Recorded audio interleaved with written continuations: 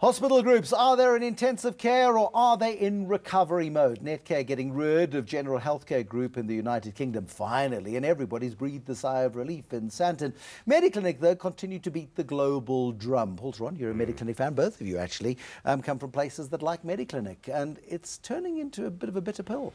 It's been a shocker of late. You know that it was at 210 Rand a share, Mediclinic was, I don't know, probably like 2015 or so, and it's now at half that. So if you bought and had the misfortune of doing it at the deal top, you're really looking at some You've done nasty... better in Mediclinic than you have in Avenge and Steinhoff. I mean, if we are looking for upsides. Yes. But I like the sector. I mean, Mediclinic was at that level because it was really on a roll. It bought its way into the Middle East and it bought Herslanden in Switzerland, made it the single biggest player in that market. And that Swiss business is half of the total. So it's had grinding difficulties since then, mostly related to the Al Noor acquisition, which is how it got a London listing.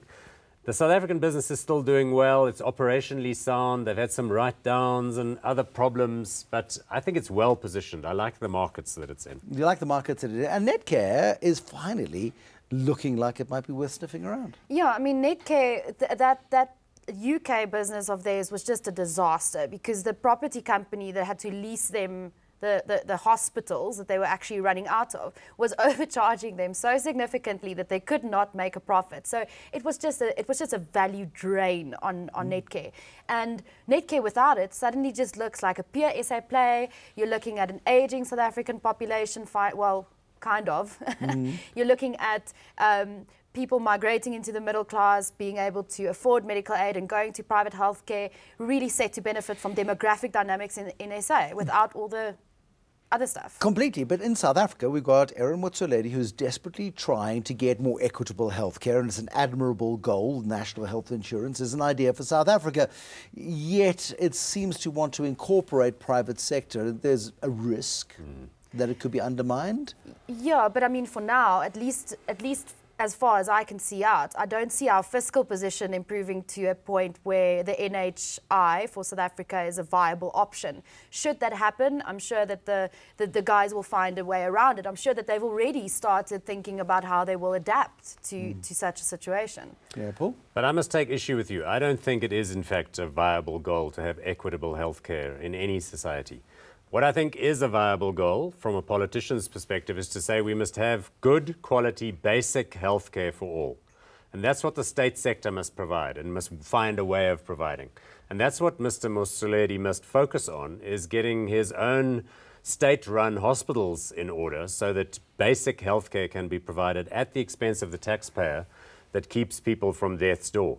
If rich people, or even middle-class people that aren't rich, want to set aside some of their personal and private savings in medical aid schemes and their own bank accounts, and then want to spend it at private healthcare institutions because they don't want to go to the state facility or because they want to go to their favorite physician for whatever procedure it is, I don't see that that's a problem.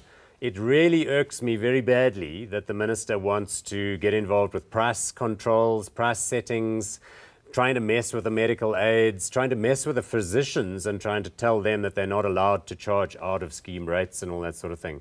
It's a very bad idea. Well, it's very dangerous. It's a very dangerous game to play because it's a political game. It's not a healthcare game. If you've got healthcare, if you've got politics at the forefront of what you're doing, that's fine. If you've got healthcare at the forefront of what you're doing, then you're dealing with healthcare. We're not dealing with healthcare. We're dealing with the politics of healthcare, which is messy. Yeah, and I mean, perhaps the middle ground here is again something to consider for the minister. I mean, we know that in basic education, there's been a lot of talk between the private and the public sector. Kira and Spark Schools getting involved, saying how can we improve our public education? Because ultimately, when it goes well with a country generally on the educational front, everyone benefits from it, and it's the exact same thing with healthcare. So how can the private sector and the public sector work together in order to improve basic healthcare?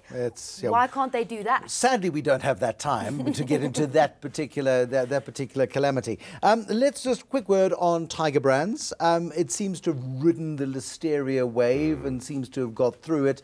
Yet we still don't know what the liabilities are going to be long. Well, the share price did bounce back closer towards 400 rands a share, but I'm afraid it slipped back again now to like 330 or thereabouts, and it's because they had results which weren't great. So the value-added meat product stuff is still out there, and that class action suit is working its way to the court. That's going to be big money. but I think not disastrously big money for Tiger Brands, which is a very big company. But it's now caught in that same consumer-facing softness that we were talking about earlier. I think it's a good buy, but it's definitely a hold if you own them currently. Okay. Yeah, they had some very specific issues outside of the listeriosis story. Apparently, people weren't buying Doom. The pest situation was quite in control this summer. They said it was a bad year for pests. Bad But year what for they pests. meant was that there were none, which were sounds none. like a good deal for the humans. It's a good deal for the humans, but I mean, this again, people talk in their books, they want insects, Yeah, want infestations, want biblical plagues. That's what they want. If they say it that way, people will really hate them. And then they also had an issue with deflation in the grains business, but that's something that we saw out of Pioneer Foods as well. Yeah. If you're in the bread business, in the maize meal business, when commodity prices go down, your prices need to go down with it. So That's summarising some of the big stories that have been at play in the month of May, and that rhymed. And that's where we will leave you for this week, wrapping up the month of May. June, we hope, is going to be a better month. Thank you so much to my guests this evening, Theron and Chantal Marx, and thank you for watching. Remember, talk to us via Twitter, the handle @ENCA or @BruceBusiness, using the hashtag ENCA Taking Stock. As well, you can catch our latest episodes by subscribing to the ENCA YouTube channel. Until next time, bye-bye.